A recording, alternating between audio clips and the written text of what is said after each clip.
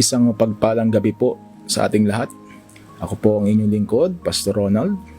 At nagpapatuloy po tayo sa ating series ng Simbang Gabi Lessons. At sa patuloy po nating pag-alaala sa pagdating ng Panginoon. We call it in English the Advent ng ating Panginoon dito sa lupa. Sisilipin natin naman ngayon sa gabi na ito kung ano yung matututunan natin sa pagdalaw ng mga mago o wise men sa ating Panginoon nung siya'y pinanganak. Let's read the text from Matthew chapter 2 verses 1 to 12. After Jesus was born in Bethlehem in Judea during the time of King Herod, Magi from the east came to Jerusalem and asked, "Where is the one who has been born King of the Jews? We saw his star in the east and have come to worship him." When King Herod heard this, he was disturbed, and all Jerusalem with him. When he had called together and all the people's chief priests and teachers of the law, he asked them where the Christ was to be born. "In Bethlehem in Judea," they replied, "for this is what the prophet has written. But you, Bethlehem, in the land of Judah, are by no means least among the rulers of Judah. For out of you will come a ruler who will be the shepherd of my people, Israel." Then Herod called the Magi secretly and found out from them the exact time the star had appeared. He sent them to Bethlehem and said, "Go and make a careful search for the child. As soon as you find him, report to me, so that I too may go and worship him." After they heard the king, they went on their way, and the star they had seen in the east went ahead of them until it stopped over the place where the child was. When they saw the star, they were overjoyed. On coming to the house, they saw the child with his mother Mary, and they bowed down and worshipped him. Then they opened their treasures and presented him with gifts of gold and of incense and of myrrh. And having been warned in a dream not to go back to Herod, they returned to their country by another route. So mga kapatid, if you would notice the story, may mga katanungan tayong pwedeng ibato, no? Sino ba tong mga tinatawag nating mga mago o wise men? Well, the Bible tells us na hindi lang sila mga Gentiles, no? Yung mga hindi mga Hudyo. Historically speaking, Magi's are basically astrologers or ancient astronomers who studied constellations, stars formation. At masasabi natin sila yung mga scholars. Marami sa atin, no, na sinasabi nila kapag ikaw daw ay matalino, minsan mas bumababa ang interest mo sa mga bagay na spiritual, but not these Magi's. So the typical nativity scene na nakikita ninyo na magkasabay na bumisita ang mga mago, okay? At ang mga shepherd ay hindi po biblical yon, dahil sinabi ng Biblia nang makita ng mga mago, no, mga wise men, si Jesus, wala na siya sa sabsaban, nasa bahay na siya. So, at least 2 years old na si Jesus during this time. At you must also understand that sila may kaalaman sa propesiya. Hindi lang nila alam kung saan ipapanganak. Anong naging gabay nila? We call it the Star of Bethlehem. Well, some scientists would like to explain this, no, using mga natural causes, no, yung conjunction ng mga stars, Jupiter, Saturn. Pero ang katotohanan po, ito'y isang supernatural star. Kasi sabi sa text, kumikilos siya, no? Habang kumikilos yung star, nakikita siya ng mga Magi's. At katulad ito, maaari, no, the pillar of cloud by day and pillar of fire by night na tumulong sa mga Israelita nung sila'y nasa ilang. If you would read the Old Testament books, no? Exodus, Deuteronomy. So, marami kayong makikitang supernatural intervention ang Panginoon pagdating sa kanyang plano. Kasi ang isang event katulad ng kapanganakan ng Panginoong Yesus would always entail supernatural intervention. Okay? So, yung mga Magi's na pagkakamalan siyang madalas na mga hari, that's why we have the celebration of three kings, no? January 6. At traditionally, nakilala sila bilang si Melchor, Gaspar, and Baltasar. But the Bible does not really say kung sino sila. At take note nito, hindi talaga sila hari, no? Maraming patunay na hindi sila hari kundi sila yung mga mago o mga wise men. Okay? They are not the wise philosophers in the Greco-Roman world, but they are considered perhaps, no, more probably na mga Eastern mystics, scholars, as I said, ancient astronomers and astrologers in the East, in Arabian Peninsula. At since they are well-versed sa propesya, they may have exposure sa propesya ukol sa Mesyas. If you study biblical history, you would discover, no, na maging ang mga Hudyo nagkaroon ng impluwensya sa bandang parte ng Arabian Peninsula because of the exodus and exile experiences nila. Okay? So, what you also notice is hindi sila tatlo lang. Because traditionally, sinasabi natin tatlo lang yung bumisita kay Jesus at king sila. As I said, it's not biblical na sila ay tatlo. Hindi rin biblical na may pangalan. Bakit? Kasi hindi naman damagit sa Biblia yun. At ang rule natin, di ba? Kung anong walang sa Biblia, wag natin dadagdag. Okay? Isa pang kapansin-pansin dito basically is this. Na-notice sila ng buong bayan. So, ibig sabihin nun, kung tatlo lang silang pupunta, palagay ko naman, hindi naman sila ganun mag-create ng disruption o disturbance. And the thing is this, nung sila'y pumunta, nagtanong sila dun sa political leader, no? Si King Herod. At biglang narattle si King Herod. Why? Well, for your information, historically speaking, si King Herod ay tinatawag nating parang client king ng Roman Empire during that time. Isa siyang Idumean. So, hindi siya pure Israelite, no? At isang banta sa kanyang paghahari kung darating ang Mesyas ayon sa propesiya. At siya rin mismo hindi niya alam kung saan ipapanganak si Jesus. So, kailangan niya magtanong sa mga priests.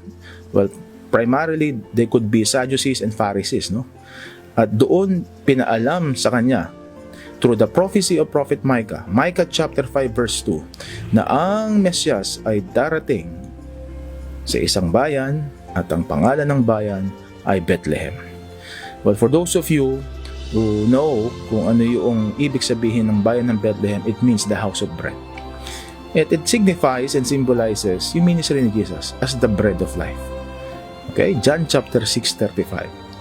So, lahat ito, you notice the story of the Bible, nandun lahat ng intervention at ang plano ng Diyos hidden beneath the stories, no? So, anong gusto nating sabihin dito? Silipin natin ngayon kung ano yung mga matututunan natin sa ginawa ng mga mago at paano natin mai-apply ito sa ating pang-araw-araw na buhay so that we can please God all the days of our lives. Okay? So, the first thing I want you to understand is this. As Gentiles, they sought for Jesus. Again, hindi sila mga Hudyo, sila yung mga Hintil. Ang mga Hintil ay, sabi nga ng iba, no? Originally, hindi sila kasama sa plano ng Diyos. But because of the grace of God, sabi ni Paul sa kanyang epistle, no, sa mga taga-Romans, they were grafted to the original olive tree. That is the Jewish people, because of yung katigasan ng ulo nila. So you would notice this.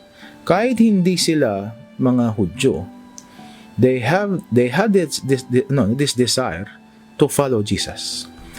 At God honored in a way yung desire na yon. How do you approve that? Ginabayan sila on what we call, sabi nila, the Star of Bethlehem. So through this, you will now have a picture na kahit ang mga hindi Hudyo, hindi bayan ng Diyos, ay pwedeng tulungan at gabayan ni Yahweh para matupad ng kanyang panukala. In principle, sabi sa Jeremiah 29:11-14, "For I know the plans I have for you, declares the Lord. plans to prosper you and not to harm you, plans to give you hope in a future. Then you will call upon me and come and pray to me, and I will listen to you. I like this verse, no? You will seek me and find me. When you seek me with all your heart, I will be found by you, declares the Lord, and will bring you back from captivity. I will gather you from all the nations and places where I have banished you, declares the Lord, and will bring you back to the place from which I carried you into exile. So bagaman ang konteksto nito basically mga kapatid ay yung pagbibigay ng Panginoon ng pag-asa sa mga Israelita before they would be exiled to Babylon. We can see the principle here. Sabi ni Lord, you will seek me and find me when you seek me with all your heart. Mga kapatid, hindi usapin ang race, lahi, hindi usapin ang yaman o edad kung nais ninyong makapiling ang Panginoon. As long as you want to seek the Lord, as long as you desire to be with the Lord, i-honor the Lord ang desire na yan. Just like what He did with the Magi's. The second point, nung pumunta ang mga Magi's doon sa bahay nila Mary, hindi nila sinamba si Mary. Sino sinamba? Si Jesus. They worshiped and bowed before Jesus. Alam nyo, maraming mga pagkakataon kung sino-sino ang sinasamba natin.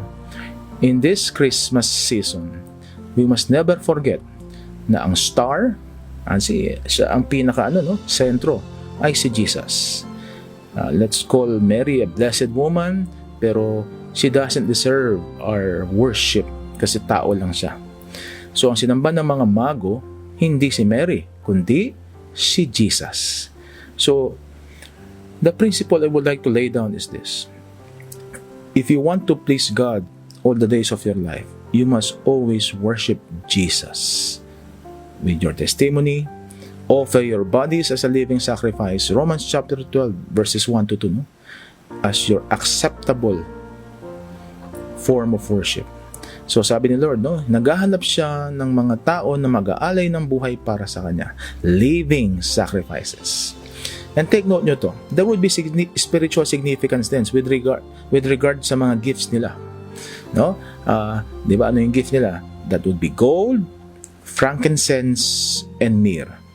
So, if you read 1 Kings, ito rin yung inalay kay Solomon, ng ibang mga leader sa paligid ng Israel bilang tanda na ang pinag-aalayan nila ay napakahalagang tao, VIP. But think of this.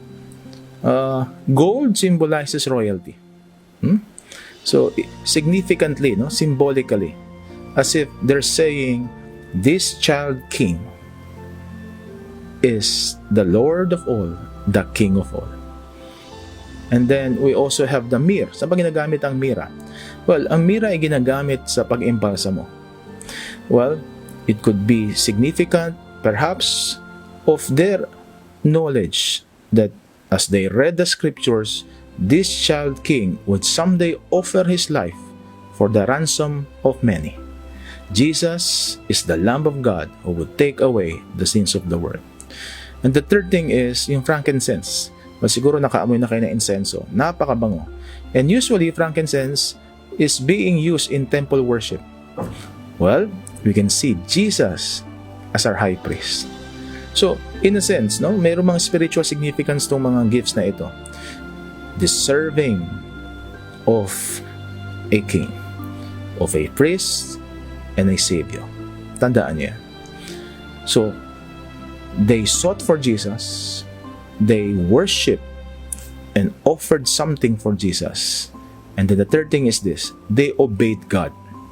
Diba sinabi ni King Herod na kung kayo makikita ninyo ang Mesias, pakisabi sa akin. We know na ayaw ni King Herod na mag-worship talaga, kundi ipapatay. Kasi isa si King Herod sa pinakamabagsik na naging hari o naging leader sa Judea. Murderer siya.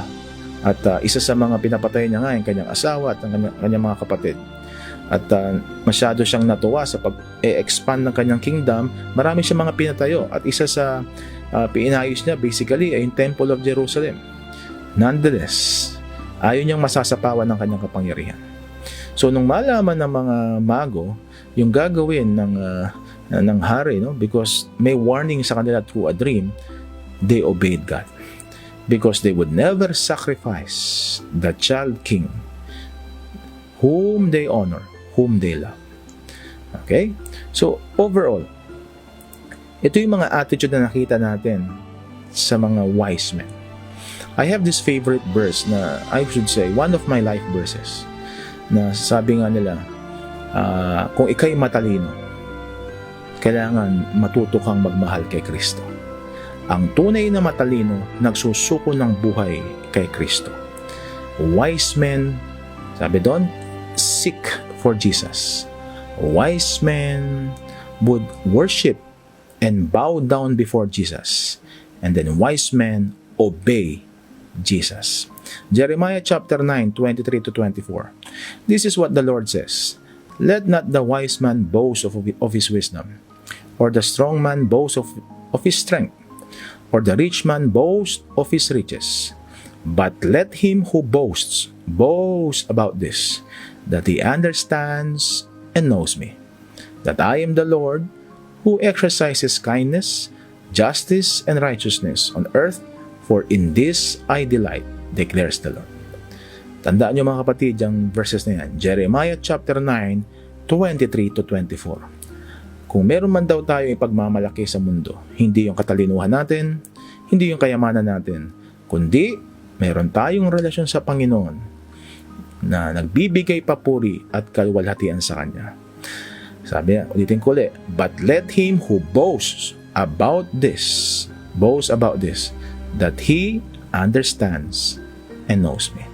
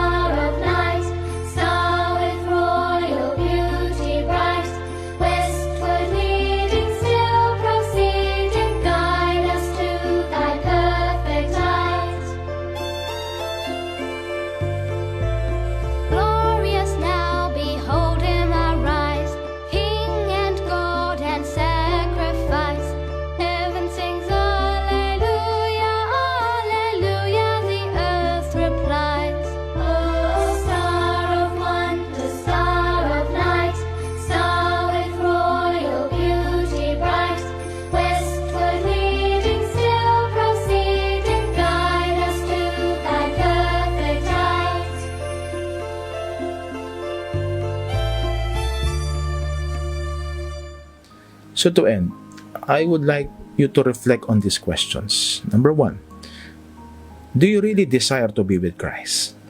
Gusto mo ba magkaroon ka ng malapit na relasyon sa Panginoon? Number 2, are you ready to surrender and offer your life to Him? Handa ka ba na ialay lahat ng parte ng buhay mo para mapapurihan mo ang Diyos? And the third thing, are you willing to obey Jesus all the days of your life? So if you answered yes sa mga tanong na yan, this is the day that you have to commit to those answers. We will pray. Ayokong tapusin ang konting exhortation na ito without offering you an opportunity to surrender your life to the Lord. Alam nyo, ang pinaka maganda at pinaka mahalagang desisyon na magagawa ninyo sa inyong buhay ay ialay ang inyong buhay sa Panginoon. Buong buo, walang may iwan sa inyo, lahat sa Kanya. Okay? So, bow down, close your eyes, at tutulungan ko kayo lumapit sa Panginoon. Let's pray. Lord, salamat sa mga nakikinig. Patuloy, Panginoon, kayong humipo sa kanilang buhay. Kung may mga parte ng buhay nila, Panginoon, na hindi pa naayos, ang dalangin ko, Panginoon, kayo ang umayos ng lahat ng yun kasi kayo nagsabi sa amin na kung kami nabibigatan, may mga problema, lumapit kami sa iyo, Panginoon. Ikaw ang magbibigay ng kapahingahan sa atin. Mga kapatid, kung nais mong magkaroon ng personal at malalim na relasyon sa Panginoon, you may start with this prayer. You may say this with all your heart. Sabihin mo, Panginoong Hesus, ako'y nagpapakumbaba. Inaamin ko sa aking sarili na ako'y makasalanan. Patawarin mo ako, Panginoon. Ano man ang aking pagkukulang, linisin mo ako, Panginoon. Palakasin mo ako sa lahat ng aking mga kahinaan. At inaalay ko ang buhay ko sa iyo. Ito ang aking dalangin sa pangalan ni Jesus. Amen. Kapatid, if you prayed that prayer, I really suggest that you commit to a local church para matulungan ka sa iyong paglagong spiritual. At ngayong Kapaskuhan, you have found the greatest joy you could ever have in your life, and that is to have an intimate personal relationship with the reason for the season, and that is Jesus Christ. So maraming salamat mga kapatid. Have a blessed Christmas and a blessed New Year to all of you. Maraming salamat.